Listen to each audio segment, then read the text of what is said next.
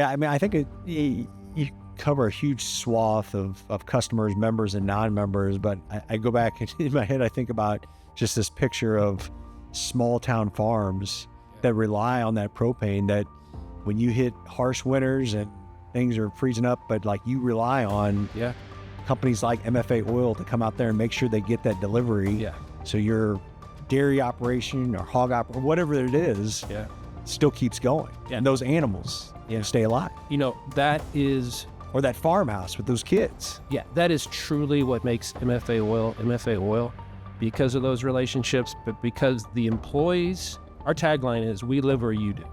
Yeah. That's our tagline for MFA Oil, because our employees live in the same community. Most all of our employees that work out in an office live in that same community that their customers live in, and so they know everybody. And they take pride in knowing that they're taking care of the community, because there's a lot of cases where it boils down to concern for the community.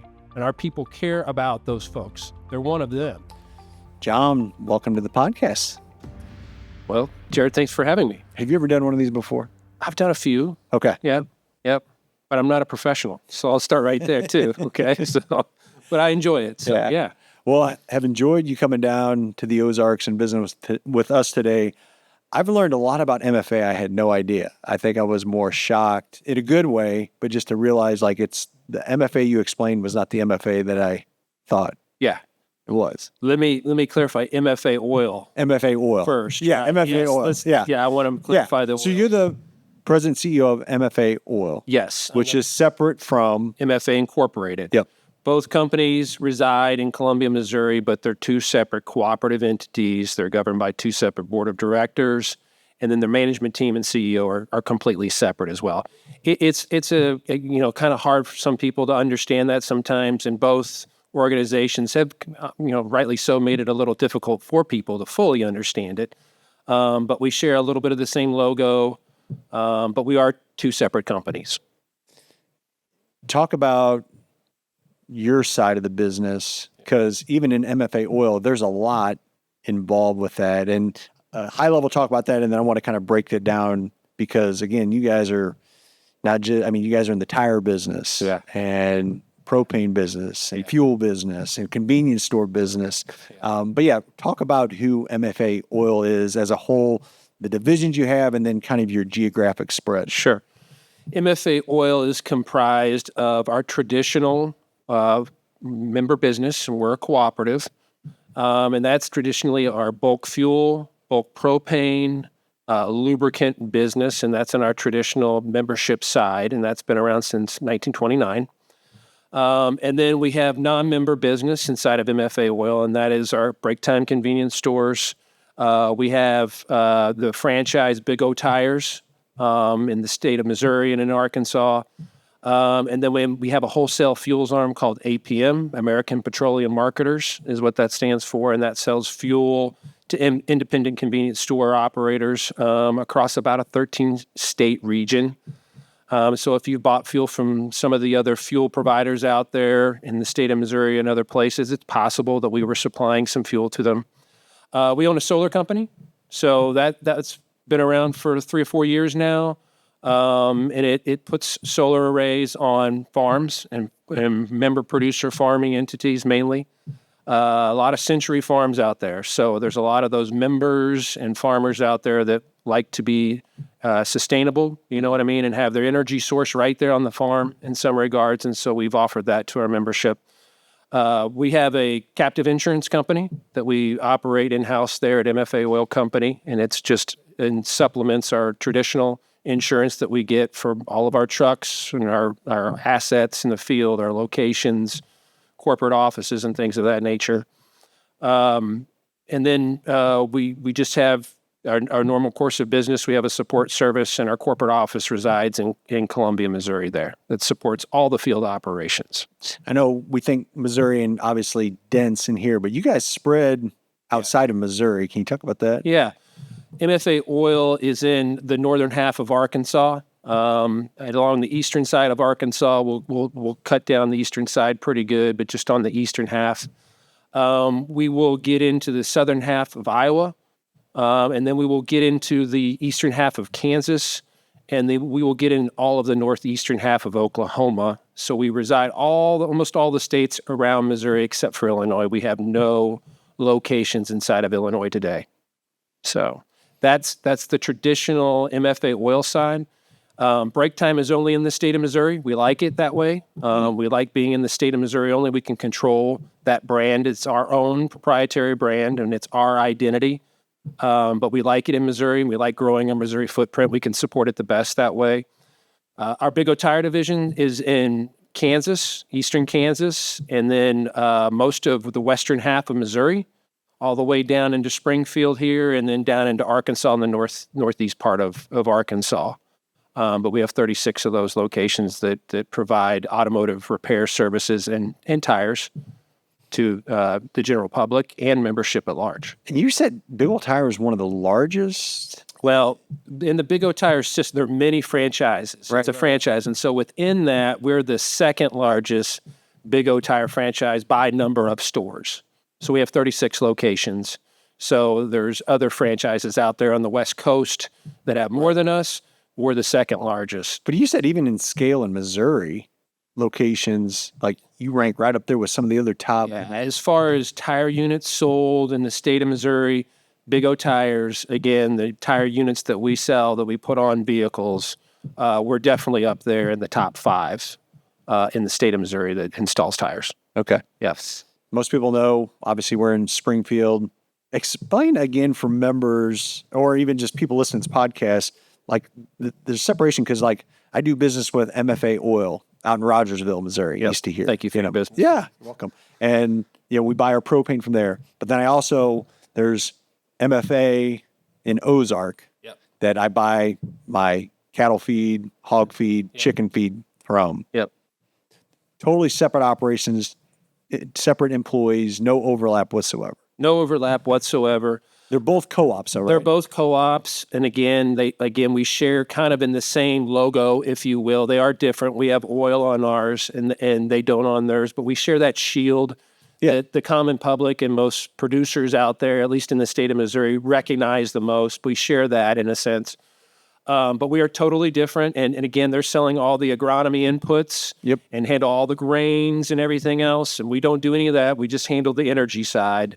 So your diesel fuel needs, your gasoline needs, your residential propane, or if you're a poultry grower, we handle all of that need, or hog, whatever it might be. Anything propane related, we handle it. And then we supply the lubricants that a producer might need on his operation for the combine or the tractor or the over-the-road tractors. All the way down to automotive, right? So anything that's going in your pickup truck or your child's or your son's or daughter's vehicle, we have all the lubricants for that. And then we also get into the industrial side. So there's a lot of industrial businesses across our geography that require hydraulic fluids, greases, safety fluids, anything of that nature. We sell all of those products, and we formulate, blend, package. We put it all together, and we sell that to the customer, the end user. You were telling me earlier, there's currently roughly 40,000 members. Yep. And that's just the MFA Oil piece? Inside of MFA Oil's membership, we have about 40,000 members that reside inside of the company. That are registered as members. So they're a member producer, or they have land in production agriculture, and they have signed up for membership within MFA Oil to do business with us, be a member.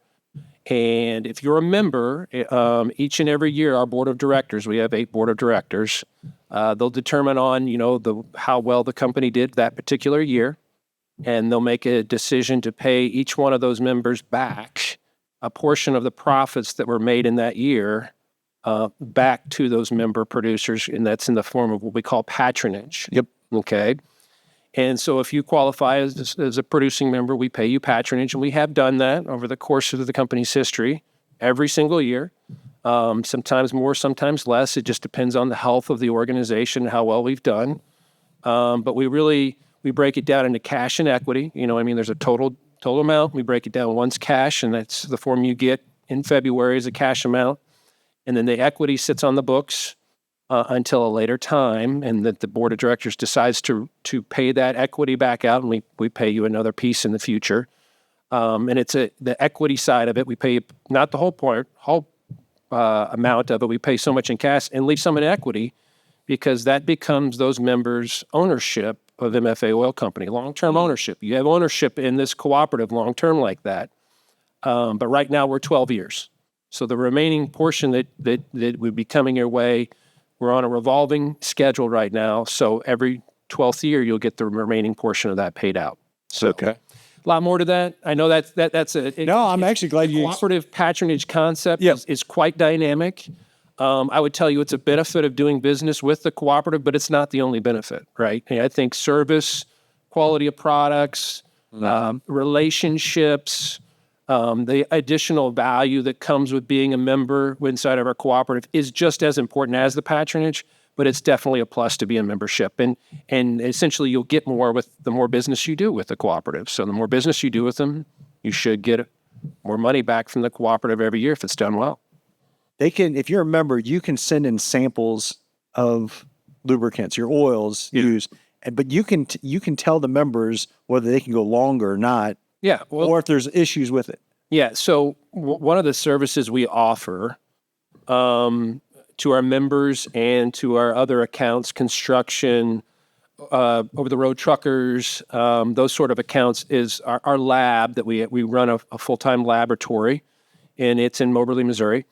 And in the lab, we've got a really strong, rich history of the lab on quality control. And so it started way back when. I can't off the top of my head tell you that, but today what that lab does is a lot of quality control. So we can test diesel fuel, we can test gasoline. If there's anything wrong with it, water, sediment, dirt, whatever, tank's old, that's really degrading, and we need to clean a tank out or something else. Just quality of products in general, so that when you get them, that it's going to work right. But our lubricants side inside of that laboratory, like I said, we formulate and produce those lubricants to be better than they have to be. But one of the services additionally that we offer is our oil testing program. And so whether it's a over-the-road truck or combine tractor, whatever it is, we can take a sample. We can provide a bottle, right, and a self-addressed bottle that comes right to our laboratory, and they can pull a sample out of the motor, and we can test it for a number of things. And if there's anything that shouldn't be there outside of the spec of that motor oil that's being used in it, because we have all the specs. But we can also extend the drain intervals, and I think that's what some of the larger trucking companies that we do business with look at it as, because they want to get the most out of that motor oil in that engine. Yeah. And so if you got a fleet of 50 trucks, if or even 30 or 20 trucks, and extending that drain a little more saves money at the end of the day for those entities. And so, but you can tell them what. Yeah, we can tell. There's a lot of things that the lab. But basically, give them a calculation to say, hey, you can run this another 10,000 miles or whatever it is. Yeah. Yeah, they can do all of that. And in some cases, they do that for a lot of these guys regularly, and they just pull a load at however many hours or miles and say, should we change it or not? You think we can go a little bit more? And the report will tell you what's in it, how dirty it is, or anything else is wrong with it, and give you an idea that, hey, that we can work on extending this. You might do that. And again, that's just using less inputs and everything else. But yeah, we have a lot of folks who do that. It's just extended drain. All of our products have extended drain capabilities with it. But again, we just have a backup plan to test it as well to make sure. And the lab does all that. But you said even construction companies, if they suspect something's going wrong with the motor? If they suspect they have a leak or something's wrong. Yeah. So they set for the sample, but you can go in and say, oh, yeah, you got the head's leaking antifreeze. Absolutely. All the time. They do that all the time and help diagnose problems. And if you're a member, that doesn't cost. No, if you're a member, we provide that service. But yeah, that's provided service. That's a no-brainer. Just just for the membership alone. Yeah. And again, we're here to help provide them and provide value back to them, and that's just one of the things we do. We hope it's our product, and it needs to be our product, but I'll tell you, we'll do it on other people that aren't using our products too. Doesn't have to be ours. So again, it doesn't have any self-serving benefit for us. Now, we want it to be, don't get me wrong, but hey, if we can help you, we will. What I found fascinating, you talked about this earlier today, but how you have the non-member services. Yeah. And how that's a benefit for your organization because you can really, those non-member services can really benefit the members. Yeah. Can you talk about that? Absolutely. Yeah, that's cool. Yeah, it's what makes MFA Oil Company pretty unique in the cooperative system or the cooperative model that we find across the countryside and in other countries for that matter. But we have a large portion of non-member business that resides in MFA Oil Company. So it's business that you don't receive that patronage dividend back at the end of every year. Okay, when you do business at a break time or a Big O Tires or you're an APM customer, solar customer, whatever it is. But those are designed as revenue centers, right? And so whatever company or whatever money is made each year in those divisions or those entities and those businesses, we take the profits each and every year and we invest it back inside MFA Oil Company. Yeah. And so that way, we have, top of the line assets all the time. When we put a driver in a truck, it's ready to go. It's reliable. It doesn't break down. We're not repairing it all the time. We keep our assets in tip-top shape. When you pull onto the lot, one of our locations, tanks are painted, everything works as it should. You're not going to walk up or pull up and something's not going to work. There's issues where things break, of course, and that costs the company a lot of money. But in general, you're going to find pretty clean assets there, good represented brand. It's going to look pretty healthy. And so we invest a lot of that money back into the operation over there on the membership side. And that's just an added benefit, very unique in the cooperative system to have that much non-member business. But in reality, we don't have to make every dollar to reinvest back into the company off of our members' back. We're not overcharging them to get the level of quality assets that we need to run a really healthy organization and cooperative because we've got that revenue stream over here that's not asking our member to pay for that. Although our members still own, their ownership goes all the way across into that non-member side, the break times, the Big O Tires, the APM world. Yeah. Their ownership is over everything.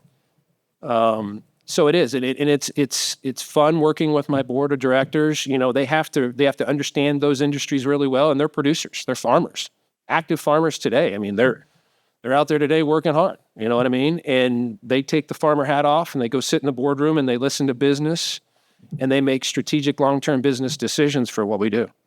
Yeah. And they determine, what the patronage, what they pay the members each and every year, depending on how well we've done as an organization.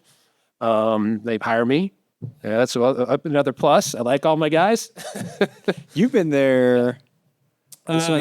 I've been with the company. I've been with MFA Oil since 2001. And you said you're the fifth? I'm the fifth CEO in 97 years. It's wild. We've had some really long-standing CEOs. No pressure put on me, you know what I mean? I love it. I love working in this industry. I like the energy world. I know it's been scrutinized the last few years, and there's a lot of things pushing back. A lot of headwinds in the energy sector, but I still like it. I believe in it. I believe the jobs that it creates is good for the U.S. I believe it's good for our economy. I think that it's dynamic, and I think that the people out there that either work in the industry, in the cooperative industry, or the fuel industry, or the propane industry, eventually it gets in your blood a little bit. You become an expert in this energy space. Yeah. It just kind of gets in you. And so you can't get it out. And so, I'm one of those, but I like it. It's a commodity-driven business. And at the end of the day, we know in our membership side that we're an expense to producers, right? Fuel is an input cost for every farmer out there, no matter what you're farming, what you're doing. It's a cost. And so we're looking for value each and every day to make sure that there's value getting it from us as opposed to somebody else. Yeah, I think you cover a huge swath of customers, members, and non-members. But I go back in my head, I think about just this picture of small town farms that rely on that propane, that when you hit harsh winters and things are freezing up, but like you rely on companies like MFA Oil to come out there and make sure they get that delivery. Yeah. So your dairy operation or hog operation, whatever it is, Yeah. still keeps going. Yeah. And those animals stay alive. That is, Or that farmhouse with those kids. that is truly what makes MFA Oil, because of those relationships, but because the employees, our tagline is, we live where you do. Yeah. That's our tagline for MFA Oil, because our employees live in the same community. Most all of our employees that work out in an office live in that same community that their customers live in. And so they know everybody.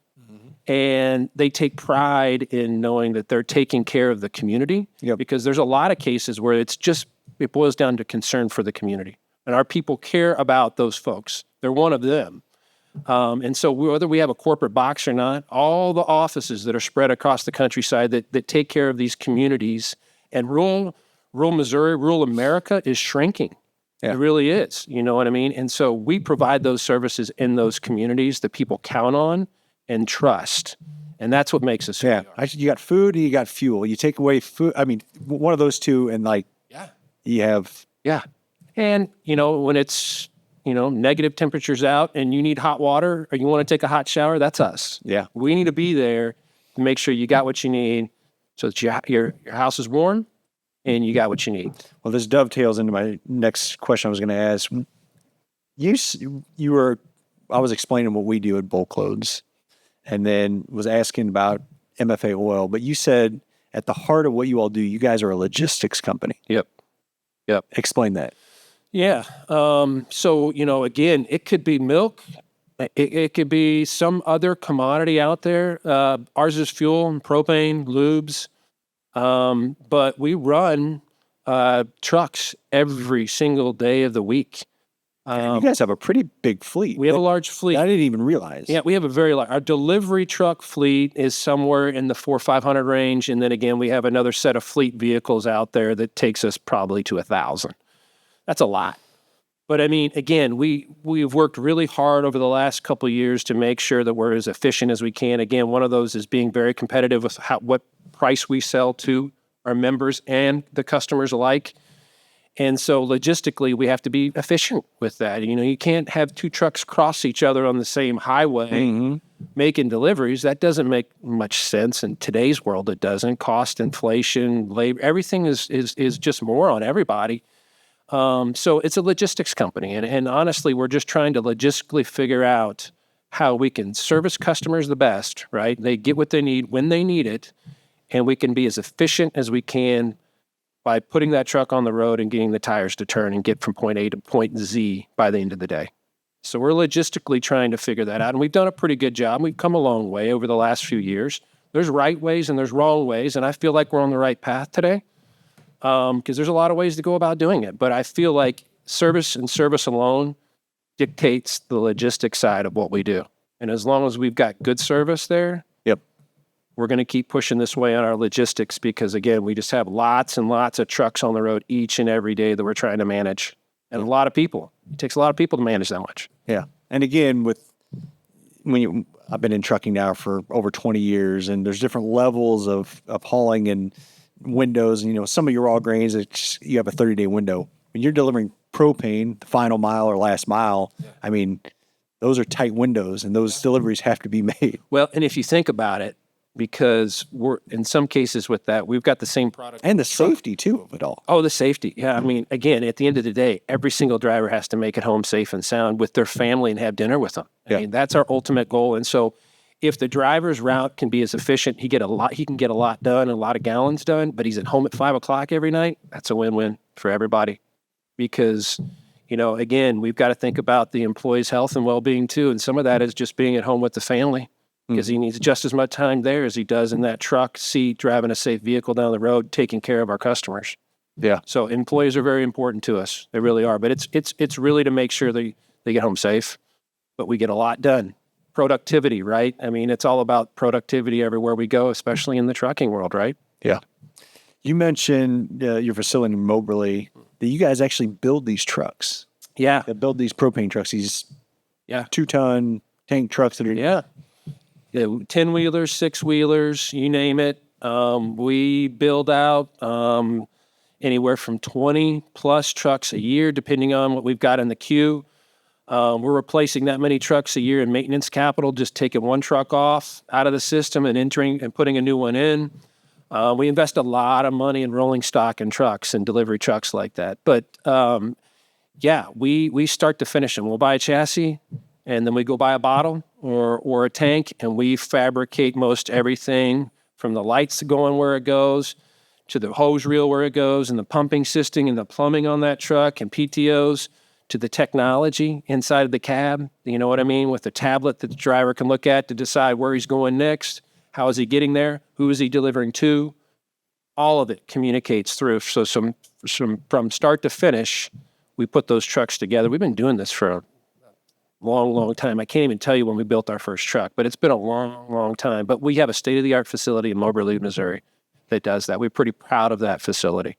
It's unique. I would tell you it's probably one of the few in the country that you will find like that does what it does. There's others. There's no doubt about it. And but it's interesting, and it's set up the right way, state of the art. We have a paint booth. You can pull an 18-wheeler inside a paint booth and paint a truck. Yeah. From nose to end. It's pretty cool. Yeah, that's cool. I mean, especially, probably even the cost savings to build these versus trying to buy them from another manufacturer. Yeah. Our guys know more about every flavor of truck because they worked on it or they've troubleshooted it somewhere along the way when the driver was on the road or doing whatever, to bringing it in and fixing it. You know what I mean? They know every truck flavor. You know what I mean? So, yeah, there's a tremendous amount of knowledge that resides up there in Moberly in that truck shop. I want to just talk broadly about propane for a little bit. And I know you guys, that's just one commodity among others.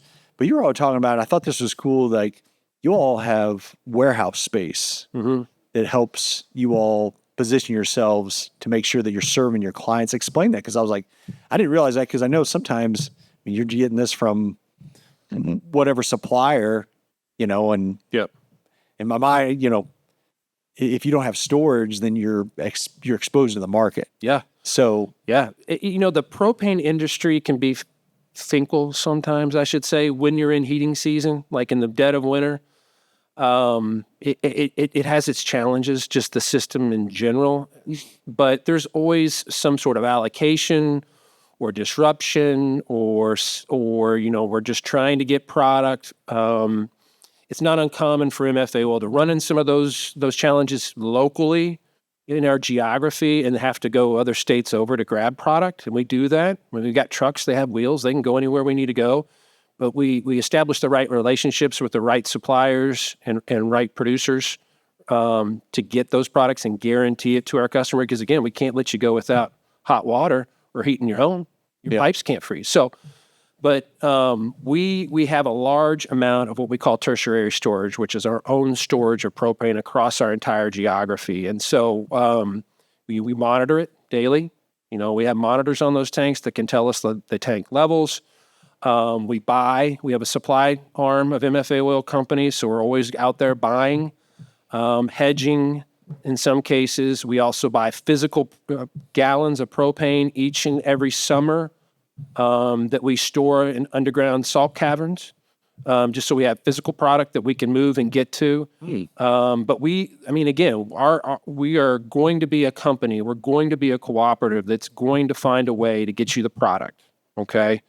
And so sometimes it's just making sure and guaranteeing that. So our storage, we have large amounts of storages everywhere in the propane industry and the fuel industry for that matter too. But in the propane side, we have a lot of storage.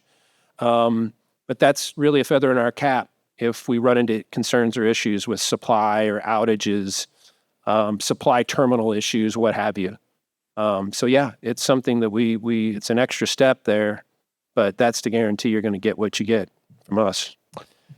Can you speak on volumes that you all handle annually on all those propane, diesel? Yeah, generically. Oil?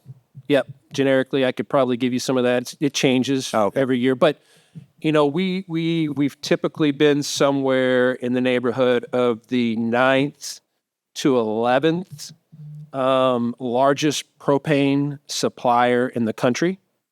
They do put out some reports just on gallons sold, and so Holy that smokes. that list changes from year to year. And I say I'm giving you 9, 10, and 11 here, but it changes.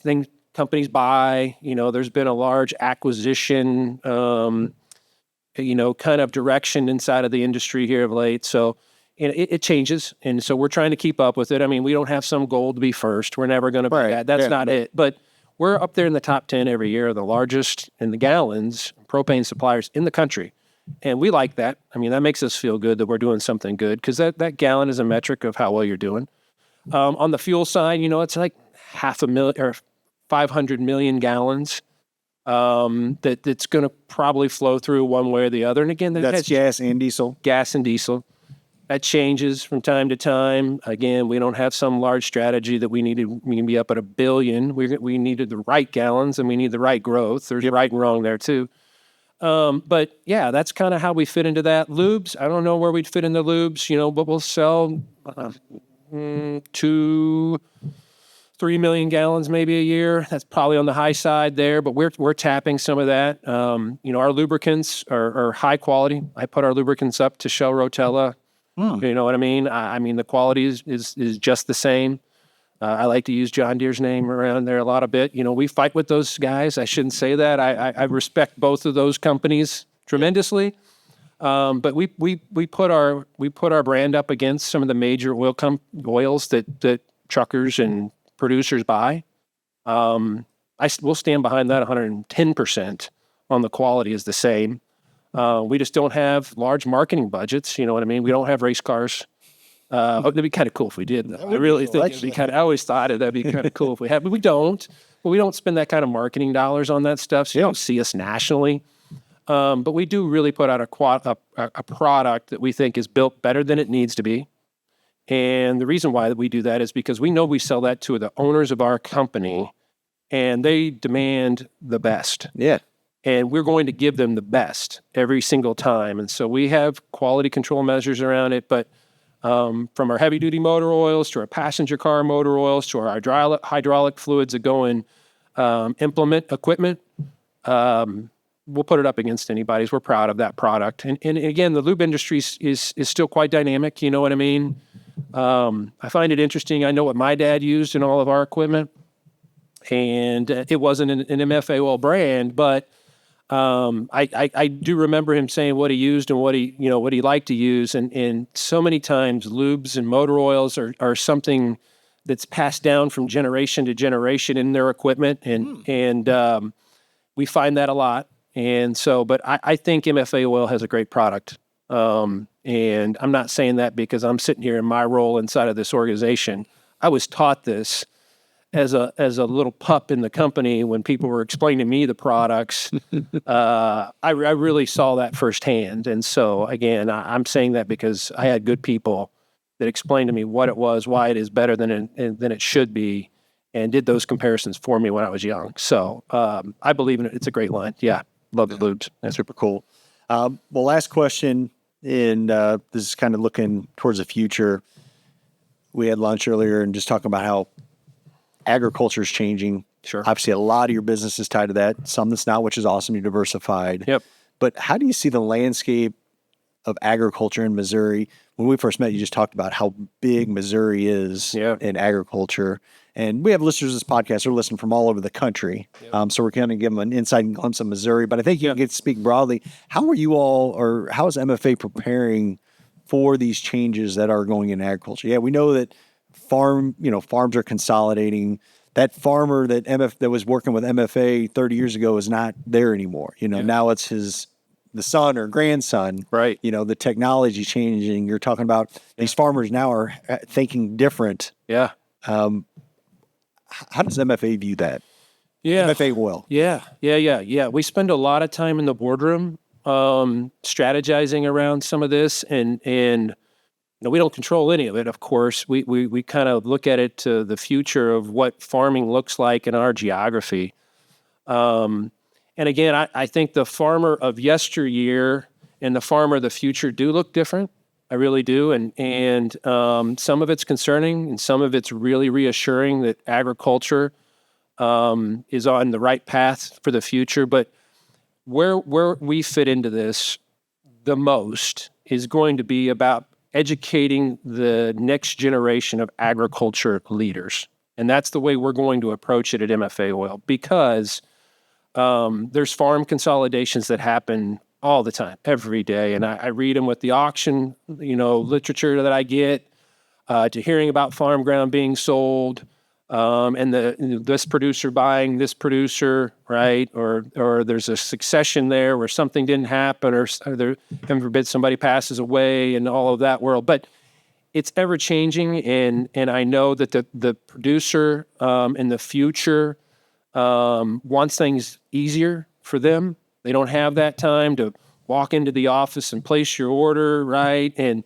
spend that extra time to do the simple things that you used to do. It's got to happen now because I'm doing a lot more than I was, or there's a lot more going on, or I found something else. I can backfill this farming row crop operation with this trucking of that nature, right? If that makes sense. And so now I've got multiple businesses going on, not just one. And it's not just seasonal, it's all the time.